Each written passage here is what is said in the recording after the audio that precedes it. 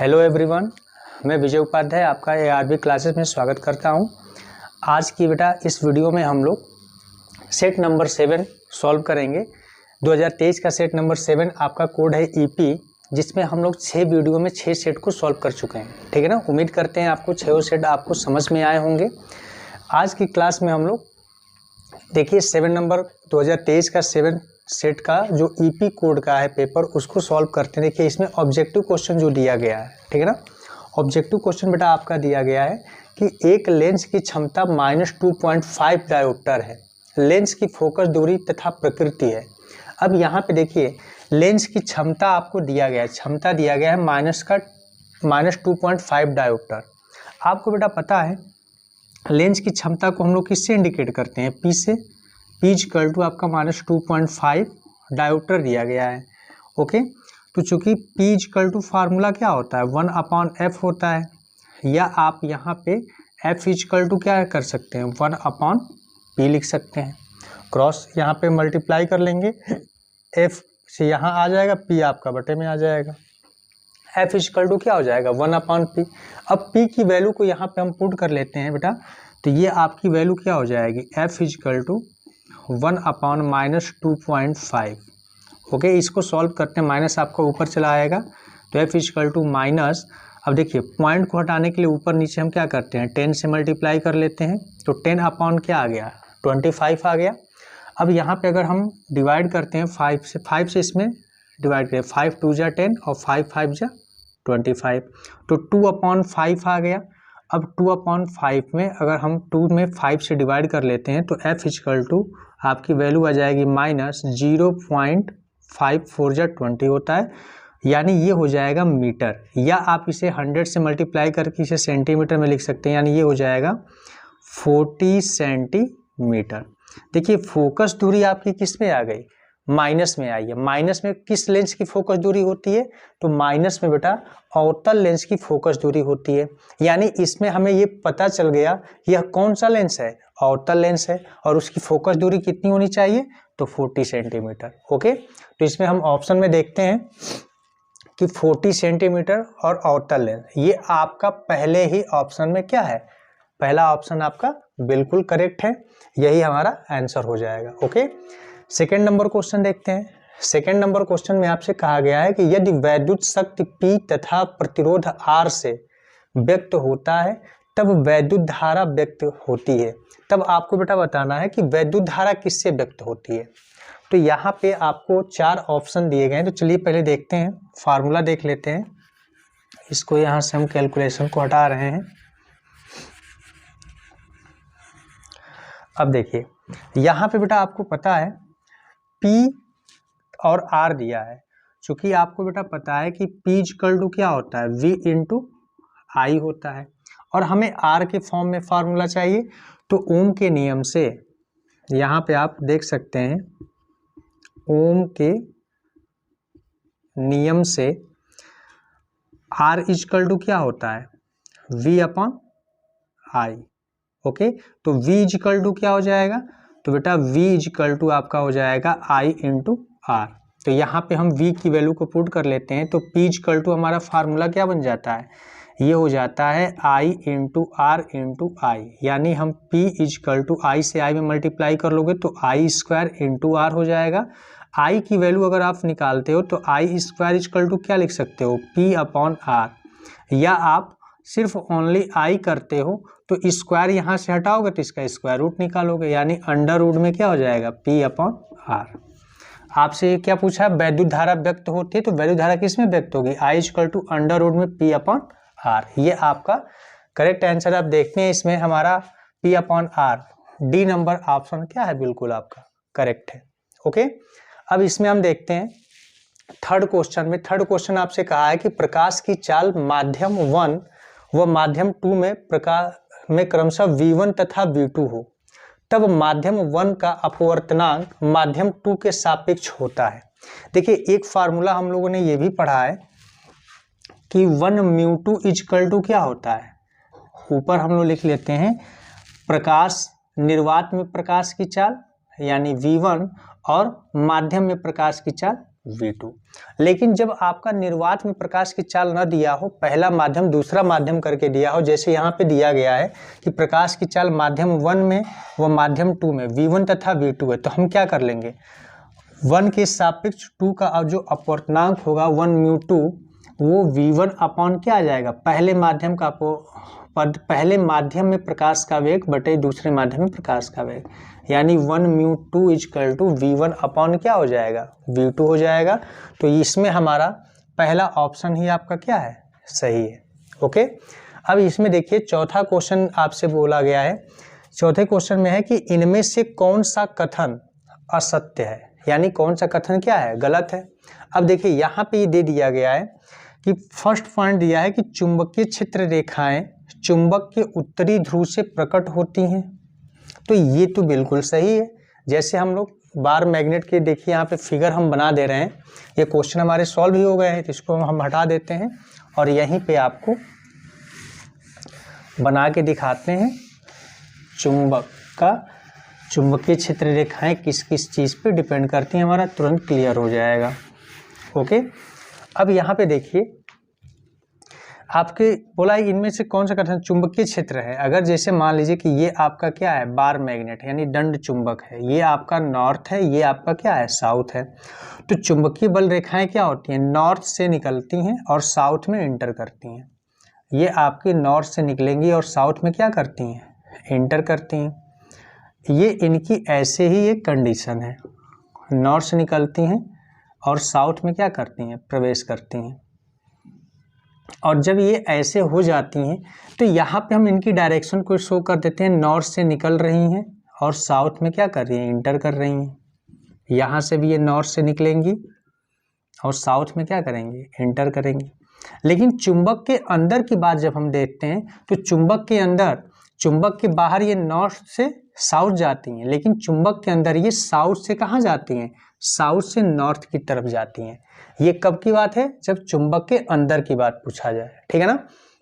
इसके बाद क्या है कि इसकी ये भी प्रॉपर्टी है कि चुंबकीय बल रेखाएं ध्रुवों पर क्या होती हैं, ये जो ध्रुव है, N ध्रुव है, S ध्रुव है, यहाँ पे ध्रुवों पे ये बहुत प्रबल होती है, ठीक है ना, पावरफुल होती हैं। और जैसे जैसे ये दूर जाती हैं ध्रुव से, उससे ही क्या होती हैं, इनकी प्रबलता कम होती चली जाती है। तीसरा पॉइंट क्या है कि चुंबकीय बल रेखाएं जो होती हैं वो एक दूसरे को कभी काटती नहीं है, ठीक है ना। अब यहाँ पे हम अपने ऑप्शन को पढ़ते चले जाते हैं, इसके हिसाब से आप चेक करते चाहिएगा। अब देखिए पहला ऑप्शन दिया है कि चुंबकीय क्षेत्र रेखाएं चुंबक के उत्तरी ध्रुव से प्रकट होती हैं, तो उत्तरी ध्रुव से ही प्रकट हो रही हैं, बिल्कुल ये सही है। सेकेंड नंबर है कि चुंबकीय क्षेत्र रेखाएं चुंबक के भीतर दक्षिण से उत्तर ध्रुव की ओर होती है। देखिए अभी हमने आपको बताया कि चुंबक के अंदर जो इनकी दिशा होती है क्या होती है, साउथ टू नॉर्थ होती है, यानी दक्षिणी ध्रुव से उत्तरी ध्रुव की ओर होती है, ये भी आपका सही है। थर्ड पॉइंट है आपका कि चुंबकीय क्षेत्र रेखाएं परस्पर एक दूसरे को प्रतिच्छेदित करती हैं। अभी हमने आपको बताया बेटा कि चुंबकीय बल रेखाएं एक दूसरे को कभी काटती नहीं, यानी प्रतिच्छेदित नहीं करती हैं। और यहाँ सी ऑप्शन आपको दिया है कि ये एक दूसरे को प्रतिच्छेदित करती हैं। इसका मतलब क्या है कि यही ऑप्शन आपका गलत है और हमसे पूछा ही गया है कि कौन सा इसमें गलत ऑप्शन है, यानी इसमें सी ऑप्शन आपका क्या है, गलत है। एक अब यहाँ पे चौथा ऑप्शन भी हम देख लेते हैं। चौथा ऑप्शन कह रहा है कि चुंबकीय क्षेत्र रेखाएं बंद वक्र होती हैं, तो ये सीधी सी बात है भाई। देखिए नॉर्थ से निकल के साउथ में जा रही हैं, साउथ से नॉर्थ में आ रही हैं, ये क्या है, एक बंद वक्र बनाती हैं। ये भी चौथा भी ऑप्शन आपका क्या है, बिल्कुल सही है, ठीक है ना। तो चलिए अब हम नेक्स्ट क्वेश्चन 5th नंबर देखते हैं।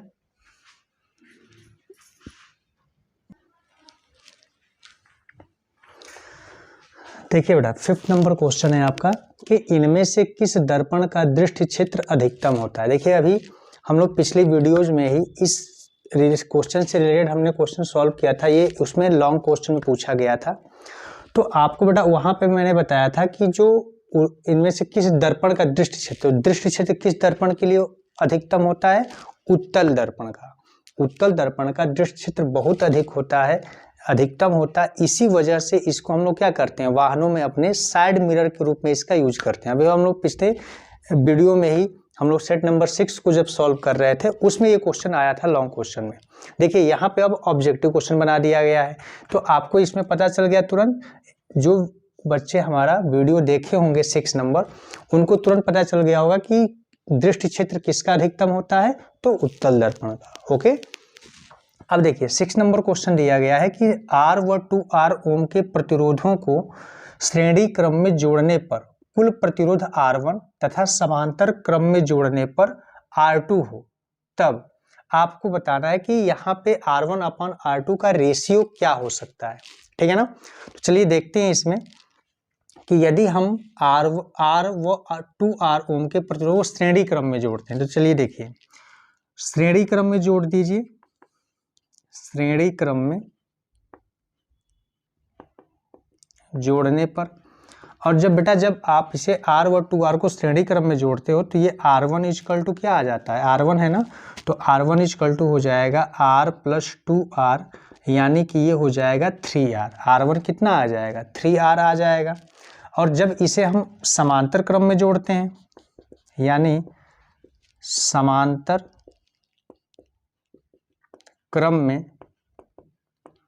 जोड़ने पर, जब आप इसे बेटा समांतर क्रम में जोड़ोगे तो समांतर क्रम में जोड़ने पर क्या हो जाएगा, तो 1 अपॉन ये क्या हो जा रहा है, R2 हो जा रहा है ना, जोड़ने पर R2 हो, तो 1 upon R2 equal to 1 upon R plus 1 upon क्या हो जाएगा 2R, तो 1 अपॉन R2 इक्वल टू हो जाएगा, R और 2R का एलसीएम क्या होता है, 2R होता है, R से R कैंसिल यानी 2, और 2R से 2R कैंसिल होगा तो 1 हो जाएगा। यानी यहाँ पे हम लिख सकते हैं, इसको चेंज करोगे तो ये हो जाएगा R2 equal to 2R upon में क्या हो जाएगा 3 हो जाएगा। अब हम यहाँ पे रेशियो निकाल लेते हैं R1 अपॉन R2 का, तो देखिए रेशियो आपका R1 अपॉन R2 का रेशियो कितना हो जाएगा, तो यहाँ पे हम नोट कर लेते हैं R1 upon R2 equal to, तो देखिए R1 की वैल्यू कितनी आई है, 3R आई है, 3R, और R2 की वैल्यू क्या है, तो 2R अपॉन 3, तो 3 ये ऊपर चला आएगा, तो यानी ये हो जाएगा 3R इंटू 3 अपॉन 2R, तो R से ये R कैंसिल हो जाएगा, यानी 3 3 जा 9 अपॉन 2, यानी यहाँ पे देखिए R1 अपॉन R2 की वैल्यू किसके इक्वल आ रही है, 9 अपॉन 2 के इक्वल आ रही है। तो यहाँ पे देखिए first option R1 upon R2 2 upon 9 दिया है, जबकि 9 अपॉन 2 आ रहा है, ये गलत हो गया। बी ऑप्शन आपका क्या है, बिल्कुल सही है, R1 upon R2 equal to क्या है, 9 अपॉन 2 है। चलिए अब 7 नंबर क्वेश्चन देखते हैं। 7 नंबर क्वेश्चन आपसे ये कहा है कि किसी दर्पण से आप चाहे कितनी ही दूर खड़े हैं, आपका प्रतिबिंब सदैव सीधा प्रतीत होता है, तो दर्पण है। अब आपसे देखिए दर्पण पूछा है, समतल दर्पण, केवल अवतल, केवल उत्तल, या तो समतल या उत्तल। तो एक चीज यहाँ पे ध्यान रखिएगा, यहाँ पे समतल या उत्तल कहा है, तो समतल या उत्तल आपका देखिए उत्तल दर्पण भी हो सकता है और उत्तल लेंस भी हो सकता है, इसलिए यहाँ पे हमें कंफर्म नहीं है कि कौन सा ये लेंस लिखा है कि दर्पण लिखा है। लेकिन आपका जो प्रतिबिंब होता है कि चाहे हम जहाँ खड़े रहें सीधा, हमेशा सदैव सीधा प्रतीत होगा ये प्रतिबिंब आपका, तो ये बेटा दोनों में होता है। देखिए समतल दर्पण है, तो समतल दर्पण में भी आप जितनी दूरी पर खड़े होंगे दर्पण के अंदर उतनी ही दूरी पर आपका सीधा और आभासी प्रतिबिंब बनता है, चाहे जितनी दूरी पर समतल दर्पण के सामने आप खड़े हो जाइए। ओके, और ऐसे ही आपका उत्तल दर्पण भी करता है। उत्तल दर्पण में भी क्या होता है कि आप अनंत पर वस्तु को रखते हैं तभी भी आपका सीधा आभासी प्रतिबिंब बनता है, और अनंत और ध्रुव के बीच में कहीं पे भी रख देते हैं तब भी आपका प्रतिबिंब जो बनाता है वो सीधा और आभासी बनाता है। तो इसमें आपका देखिए साफ शब्दों में यहाँ पे दर्पण लिखा है, लेकिन इन सभी में न दर्पण यूज वर्ड किया है और ना ही लेंस यूज किया है। तो इस वजह से हम अब ऑप्शन के अकॉर्डिंग आपका ये पहला ऑप्शन क्या है, बिल्कुल करेक्ट है। अगर यहाँ पे बेटा समतल दर्पण और या उत्तल दर्पण यूज कर देता तब हम लोग क्या करते कि उसी ऑप्शन को लगाते, क्योंकि दोनों में क्या होता है आभासी और सीधा प्रतिबिंब बनता है। इस चीज का आप लोग ध्यान दीजिएगा, ठीक है ना। तो फिलहाल यहाँ पे हमारा क्या हो जाएगा, पहला ऑप्शन सही हो जाएगा, समतल दर्पण। ओके, अब चलिए हम लोग 7 ऑब्जेक्टिव क्वेश्चन हो गए। अब देखिए बेटा वर्णनात्मक प्रश्न में 21 नंबर क्वेश्चन आपको दिया गया है कि एक अवतल दर्पण से किसी वस्तु का आभासी प्रतिबिंब प्राप्त करने के लिए किरण आरेख बनाइए, इस दर्पण का कोई एक उपयोग लिखिए। अब यहाँ पे हम इसका कोई एक उपयोग कैसे लिख सकते हैं, तो यहाँ पे देखिए, जैसे अगर यहाँ पे हम हल करते हैं इसे, देखिए सबसे पहले हमें क्या है कि आभासी प्रतिबिंब प्राप्त करें किरण आरेख। ये क्वेश्चन बेटा आपका पीछे सेट में आ चुका है एक बार और। चलिए इसको हम फिर से सॉल्व कर देते हैं। जैसे यहाँ पे देखिए अवतल दर्पण से हमें आभासी प्रतिबिंब बनाना है, तो ये जैसे मान लीजिए कि ये आपका क्या हो गया, एक ये अवतल दर्पण है। अवतल दर्पण में आपको ये बेटा पता होना चाहिए कि अवतल दर्पण पर जब हम वस्तु को क्या करते हैं, ध्रुव और फोकस के बीच में रखते हैं, तब जाके उसका प्रतिबिंब कहाँ बनता है, दर्पण के पीछे आभासी सीधा और वस्तु से बड़ा बनता है। तो सबसे पहले देखिए ये हमारा ये अवतल दर्पण हो गया, और अवतल दर्पण का जो ये परावर्तक तल होता है, इसके मध्य बिंदु को हम दर्पण का क्या कहते हैं, ध्रुव कहते हैं, P। इसको हम लोग थोड़ा सा और आगे बढ़ा लेते हैं। अब यहाँ पे देखिए यह गोलीय दर्पण जिस खोखले गोले का कटा भाग होता है उसके केंद्र को हम लोग क्या कहते हैं, वक्रता केंद्र कहते हैं, और इसी के मध्य बिंदु को हम लोग क्या कहते हैं, फोकस बिंदु कहते हैं। इसको चलिए थोड़ा सा और बड़ा कर देते हैं। यहाँ पे मान लीजिए कि यहाँ पे आपका क्या है, फोकस है, और ये आपका इसका क्या है, वक्रता केंद्र है, ठीक है ना। तो ऑब्जेक्ट को हम कहाँ पे रखते हैं, फोकस और ध्रुव के बीच में रखते हैं, और जब हम फोकस और ध्रुव के बीच में वस्तु को रखेंगे तो देखिए एक प्रकाश की किरण क्या होगी, वक्रता केंद्र से होके जाती है, और जब यह वक्रता केंद्र से होके जाएगी तो यह इसी मार्ग पे जाती है आगे, और इससे टकराने के बाद यह पुनः क्या होती है, परावर्तन के पश्चात ये इसी मार्ग पर वापस लौट आती है। ओके, तो इस किरण को हम क्या करते हैं, मानते हैं कि यह किरण हमारी पीछे जा रही है, ठीक है ना। कल्पना करते हैं कि अगर ये वापस ना आती तो ये कहाँ जाती है, आगे निकल जाती है ऐसे।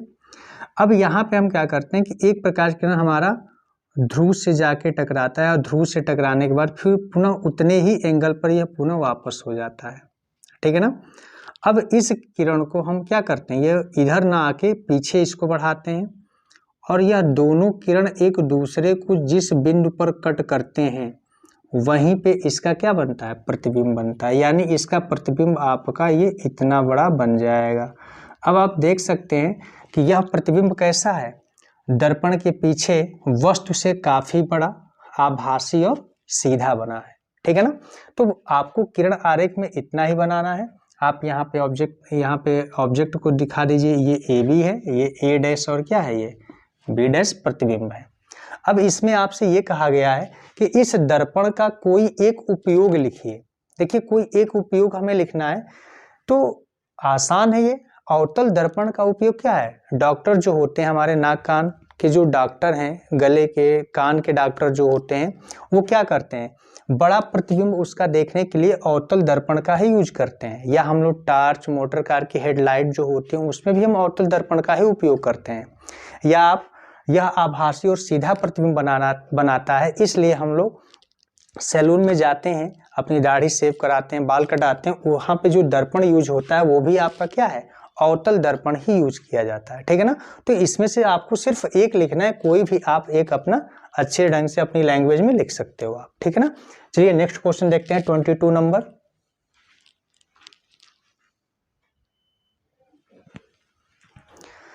चलिए बेटा 22 नंबर क्वेश्चन देखते हैं। 22 नंबर क्वेश्चन में आपसे कहा है कि किसी प्रिज्म से श्वेत प्रकाश के विक्षेपण की क्रिया चित्र बनाकर समझाइए।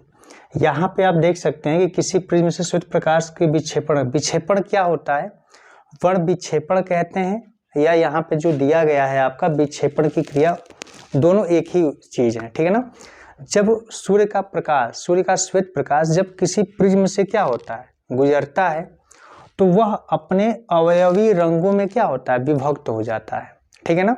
तो प्रकाश की इस घटना को ही हम क्या कहते हैं, वर्ण विक्षेपण की क्रिया कहते हैं, या विक्षेपण कहते हैं, ठीक है ना।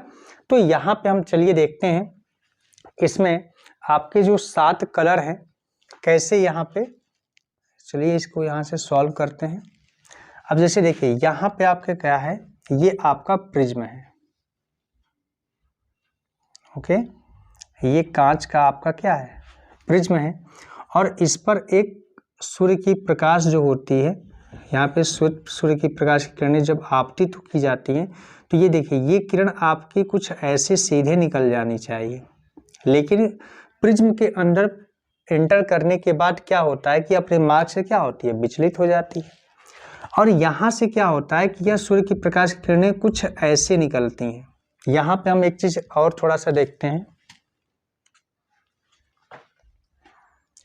इसको थोड़ा सा सीधा कर ले। यहाँ पे आप देखते हैं,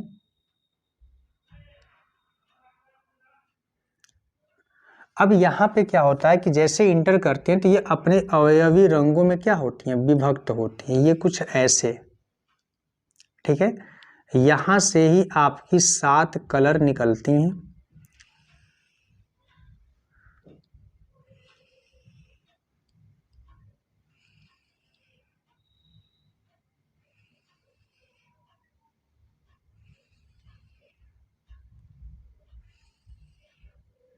ओके, अब देखिए यहाँ पे जो हमने एक एक पार्ट को, यहाँ पे ये एक फर्स्ट कलर है, ये देखिए जिसको लाइनिंग कर दिया, सेकेंड वाले को हम ऐसे ही छोड़ देते हैं, ठीक है। अब ये थर्ड है, तीसरा कलर है, फोर्थ वाले को हमने ऐसे छोड़ दिया, अब ये फिफ्थ कलर है, फिर ये 6 और ये आपका क्या है 7 कलर है। अब यहाँ पे ये कलरफुल होते हैं, ये ऐसे ही क्या होते हैं, यहाँ से निकलते हैं, निर्गत होती हैं किरणें। इनको हम लोग यहाँ पे क्या कर देते हैं, लाइनिंग कर लेते हैं, ये अंदर से भी लाइनिंग है, ये फिर ऐसे कर लीजिए। यहाँ पे आप क्या कर सकते हैं, जितना हमने जिनको लाइनिंग किया है या ऐसे बिना लाइनिंग के छोड़ दिए हैं, ये सब कलर की मोटाई है, आप इतने में आप कलर कर सकते हैं, ठीक है ना। हम आपको बस समझाने के लिए इतना चौड़ा पट्टी एक बना रहे हैं। ये आपके पूरे 7 कलर होते हैं, ठीक है। और इन 7 कलर को ही हम लोग क्या कहते हैं, स्पेक्ट्रम के नाम से भी जानते हैं, ठीक है। अब जैसे देखिए 7 कलर हमारे कौन कौन से हुए, ये आपका क्या हो गया, वायलेट। अब देखिए ये बीच वाला जो कलर है, हम यहाँ पे इंडिकेशन दे के बेटा लिख दे रहे हैं ताकि थोड़ा सा अच्छे से समझ में आए। ये वाला कलर क्या है आपका, तो ये बेटा आपका वायलेट है, ठीक है। ये आपका जो कलर है ये इंडिगो है। ये आपका क्या है, तो ये बेटा आपका ब्लू है। ये कलर कौन सा है सॉरी, ये ब्लू है। और ये आपका ग्रीन है। ये कलर कौन सा है, ये आपका येलो है। ये कौन सा है, ये आपका ऑरेंज है। और ये कलर कौन सा है, तो ये आपका रेड है। तो ये आपके 7 कलर होते हैं, ठीक है ना। यानी हम इसको हिंदी में बैनी आह पिनाला के नाम से भी जानते हैं। बै से बैगनी, नी से नीला, आ से आसमानी, हा से हरा, और पी से पीला, और आ से ऑरेंज, बैनी आह पी नाला, ना से नारंगी, और आर से क्या कहते हैं, रेड होता है, ठीक है ना। तो इंग्लिश में इसे विग्योर भी बोलते हैं, violet colour, indigo colour, blue colour, green colour, yellow colour, orange colour और रेड कलर। तो इस तरह से ये जो कलर हैं ये आपके क्या होता है, ये श्वेत प्रकाश एक जाति है, और प्रिज्म से जैसे गुजरते तो ये अपने अवयवी कलरों में क्या होती है, विभक्त हो जाती है। और इसी प्रक्रिया को हम क्या कहते हैं, विक्षेपण की क्रिया कहते हैं। बस आपको बेटा यही बताना था इसमें। अब यहाँ पे देखिए, जैसे आपसे विचलन भी पूछता है तो विचलन भी आप देख सकते हैं। देखिए सबसे कम यहाँ से विचलन अगर देखा जाए रेड कलर का, ये इतना ही एंगल है। अगर हम यहाँ से ऑरेंज कलर का देखें तो ये पूरा का पूरा आपका एंगल है। फिर अगर देखा जाए ये आपका ऑरेंज कलर का है। अब यहाँ पे देखा जाए इतना येलो कलर का विचलन, तो ये आपका हो गया। अब आपका यहाँ पे देखा जाए ग्रीन कलर का विचलन, तो ग्रीन कलर का विचलन ये हो जाएगा। ब्लू कलर का विचलन देखा जाए तो ये आपका ये हो गया। इंडिगो कलर का विचलन देखा जाए तो ये आपका पूरा का ये हो गया। और वायलेट कलर का देखा जाए तो ये आपका पूरा हो गया। तो यानी सबसे ज़्यादा एंगल किसका ज़्यादा है, तो वायलेट कलर का है। यानी अगर आपसे क्वेश्चन ये एक बार पूछा भी है पेपर में, अगर आपसे पूछता है कि किस कलर का विचलन सबसे ज़्यादा होता है, तो आप बता सकते हो किसका होता है, वायलेट कलर का। उससे कम आपका इंडिगो कलर का, उससे कम ब्लू कलर का, उससे कम ग्रीन कलर का, उससे कम येलो कलर का, उससे कम ऑरेंज, और सबसे कम रेड कलर का। ठीक है ना। तो यहाँ पे आप ऐसे ही फिगर को बनाएंगे और बना के इसके बारे में क्या कर सकते हैं, लिख सकते हैं। ठीक है ना। चलिए नेक्स्ट क्वेश्चन देखते हैं 23 नंबर। 23 नंबर क्वेश्चन है बेटा आपका कि ओम का नियम क्या है। देखिए ओम का नियम क्या होता है कि यदि किसी चालक के भौतिक अवस्था जैसे ताप है, दाब है, उसकी लंबाई में हम परिवर्तन न करें, तो चालक के तार के दोनों सिरों के बीच का जो विभवांतर होता है, उस चालक तार में बहने वाली धारा के क्या होता है, समानुपाती होता है, या हम कह सकते हैं कि अनुक्रमानुपाती होता है। ठीक है ना। इसी को हम क्या कहते हैं, ओम का नियम कहते हैं। यानी हम ये कह सकते हैं कि जो चालक तार होता है उसमें बहने वाले दो चालक के दोनों सिरों पर, चलिए इसको डिफिनीशन बेटा आप लोग नोट कर लीजिएगा। ठीक है ना। तो चालक के दोनों सिरों के बीच का विभवांतर, ठीक है ना, विभवांतर यानी कि V अनुक्रमानुपाती क्या होता है, उस चालक में प्रवाहित धारा I के क्या होता है, अनुक्रमानुपाती होता है। यानी V अनुक्रमानुपाती आपका I, तो V इक्वल टू क्या होता है, R इंटू I, या R इक्वल टू क्या हो जाता है, V अपॉन I, जहां R एक अनुक्रमानुपातिक नियतांक है जिसे हम चालक का क्या कहते हैं बेटा, यहाँ पे लिख सकते हो आप, जहां R एक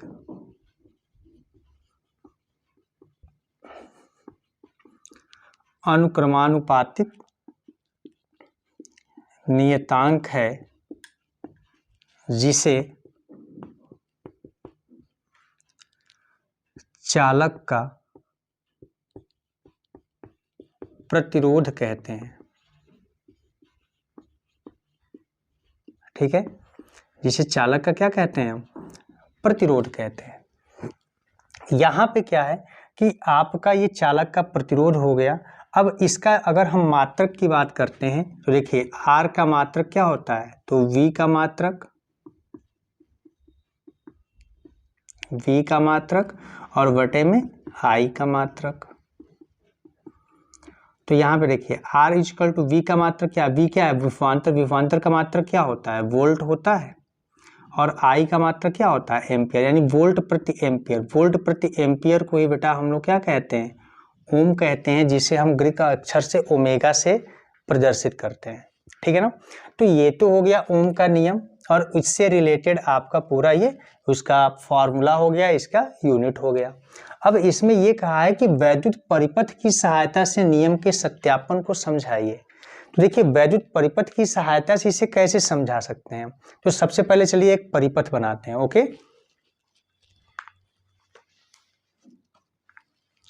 सबसे पहले हम लोग यहाँ पे एक परिपथ बनाते हैं और उस परिपथ को समझते हैं।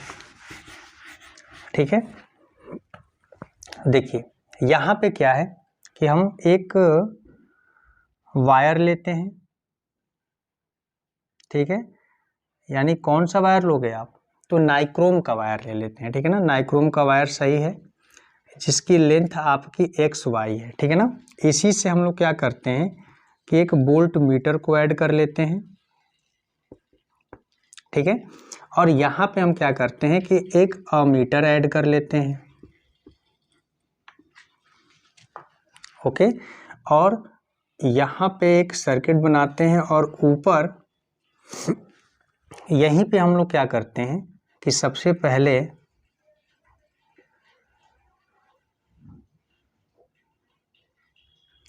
ये एक पहला सेल है, फिर ये दूसरा सेल है, ये तीसरा सेल है। ठीक है, इन सभी को हम लोग क्या करते हैं, ऐड करते हैं।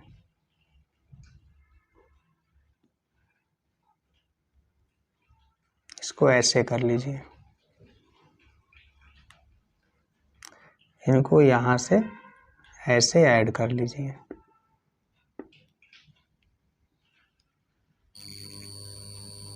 ओके।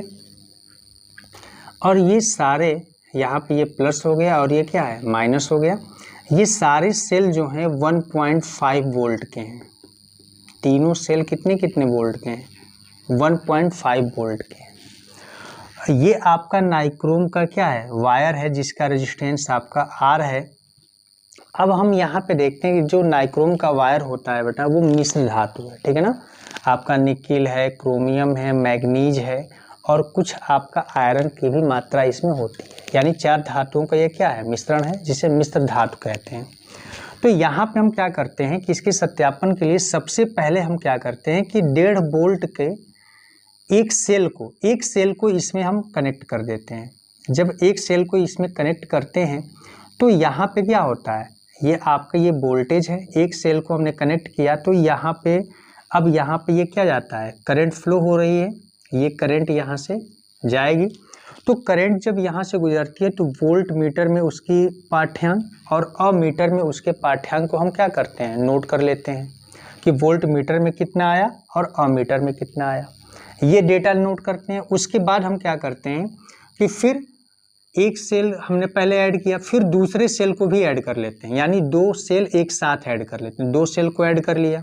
अब जब हम 2 सेलों को ऐड कर लेते हैं तो इसके बाद क्या होता है कि फिर से हम यहाँ पे इनके वोल्ट मीटर का पाठ्यांक और अमीटर का पाठ्यांक को नोट कर लेते हैं, ठीक है। और फिर थर्ड कंडीशन में हम तीनों सेल को क्या कर देते हैं इसमें ऐड कर देते हैं और ऐड करने के बाद फिर वोल्ट मीटर और अमीटर के पाठ्यांक को नोट कर लेते हैं। और तीनों के पाठ्यांक को नोट करने पे यानी वोल्ट मीटर में जो रीडिंग आएगी वो आपकी V की वैल्यू है और अमीटर में जो रीडिंग आएगी वो आपकी I की वैल्यू है। और उसके बाद हम R की वैल्यू को फाइंड करते हैं यानी V/I से, ओके। जब हम V/I का रेशियो निकालते हैं तो हमें देखने को क्या मिलता है कि फर्स्ट रीडिंग से, सेकेंड रीडिंग से, थर्ड रीडिंग से तीनों में R का मान जो क्या आता है, तीनों में R का मान सेम आता है यानी बराबर आता है।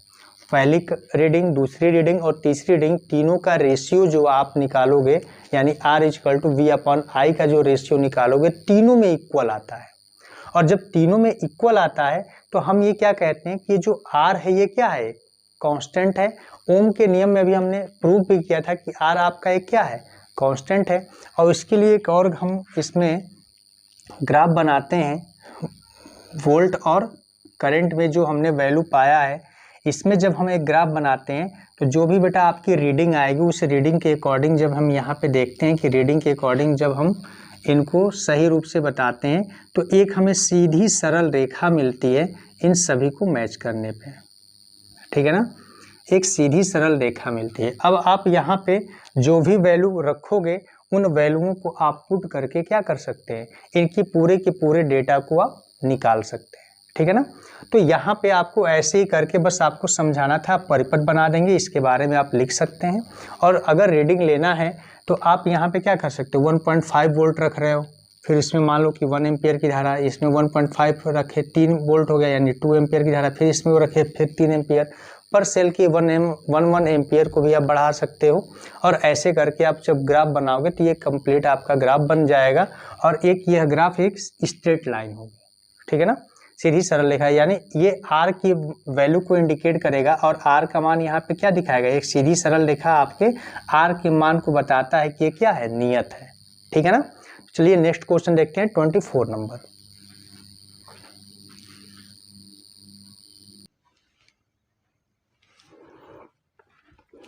चलिए बेटा 24 नंबर क्वेश्चन देखते हैं। 24 नंबर क्वेश्चन में आपसे कहा गया है कि 4 ओम, 8 ओम, 12 ओम तथा 24 ओम प्रतिरोध की 4 कुंडलियों को कैसे संयोजित करें कि संयोजन से अधिकतम, और सेकंड में पूछा कि न्यूनतम प्रतिरोध प्राप्त हो सके, परिपथ आरेख भी बनाइए। चलिए देखते हैं इसे।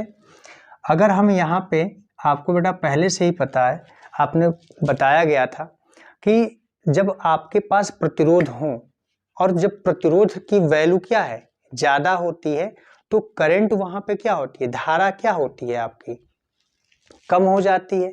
और श्रेणी क्रम में जब प्रतिरोधों को जोड़ते हैं तो प्रतिरोध हमें क्या मिलता है, अधिकतम मिलता है। और जब उन्हीं प्रतिरोधों को हम समांतर क्रम में जोड़ देते हैं तो प्रतिरोध हमें क्या मिलता है, न्यूनतम मिलता है। तो यहाँ पे हमें करंट से तो कोई लेना देना है नहीं, क्योंकि यहाँ पे पूछा है कि किस कुंडलियों को कैसे संयोजित करें कि आपका जो प्रतिरोध हो वो क्या हो, अधिकतम आए। तो यहाँ पे देखिए सबसे पहले अधिकतम किस में आता है, तो श्रेणी क्रम में। यानी हम सबसे पहले ये लिख लेते हैं कि प्रतिरोधों को, ये आपका पहला क्वेश्चन है, प्रतिरोधों को श्रेणी क्रम में जोड़ने पर तुल्य प्रतिरोध क्या होगा बेटा, अधिकतम होगा।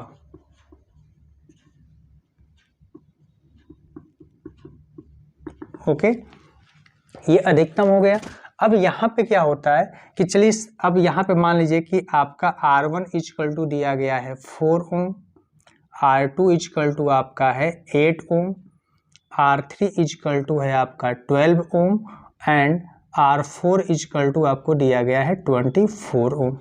तो श्रेणी क्रम में आप जब जोड़ोगे आप इसे, तो श्रेणी क्रम में तुल्य प्रतिरोध R इक्वल टू क्या होता है, R1 plus R2 plus R3 plus R4। Okay, तो सभी प्रतिरोधों को हम वैल्यू पुट कर लेते हैं। यहाँ पे R1 की वैल्यू कितनी है, 4 है, R2 की वैल्यू 8 है, R3 की वैल्यू 12 है, R4 की वैल्यू 24 है।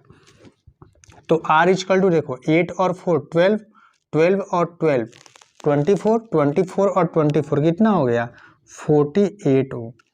ये आपका अधिकतम प्रतिरोध है। अब इसमें ये कहा है कि परिपथ आरेख भी बनाइए। तो चलिए देखिए इसमें परिपथ आरेख इसका देख लेते हैं। परिपथ आरेख, इनको हम परिपथ आरेख के द्वारा कैसे इंडिकेट कर सकते हैं, तो देखिए चारों हमारे श्रेणी क्रम में है। तो यहाँ पे हम इसे कर लेंगे, ये हमारा पहला प्रतिरोध हो गया, फिर ये दूसरा, उसके बाद ये तीसरा और उसके बाद ये चौथा। ओके, अब इन सभी प्रतिरोधों को हमने श्रेणी क्रम में जोड़ दिया है। यहाँ पे आप सेल ऐड कर लिए, यहाँ पे आपने कुंजी ऐड कर लिया और इसको आप यहाँ पे इंडिकेट कर सकते हैं। ओके, ये प्लस हो गया, ये माइनस हो गया। अब ये आपका R1 है कितने ओम का, तो 4 ओम का। ये आपका R2 है कितने ओम का, तो 8 ओम का। यहाँ पे ये R3 है 12 ओम का और यहाँ पे आपका ये R4 है 24 ओम का।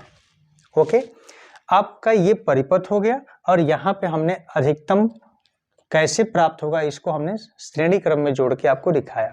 अब चलिए सेकेंड नंबर क्वेश्चन में आपसे कहा है कि न्यूनतम प्रतिरोध प्राप्त हो सके, अब उसके लिए जोड़ना है हमें। तो न्यूनतम प्रतिरोध कैसे प्राप्त होगा उसको देख लेते हैं, सेकेंड नंबर वाला क्वेश्चन। तो इसमें आप क्या लिखोगे कि समांतर क्रम में प्रतिरोधों को जोड़ने पर क्या होता है, हमें न्यूनतम प्रतिरोध प्राप्त होता है। यानी हम प्रतिरोधों को किस में जोड़ देंगे, न्यूनतम प्रतिरोध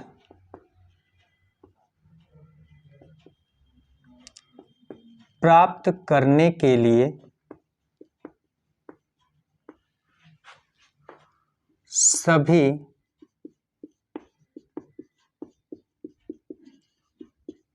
प्रतिरोधों को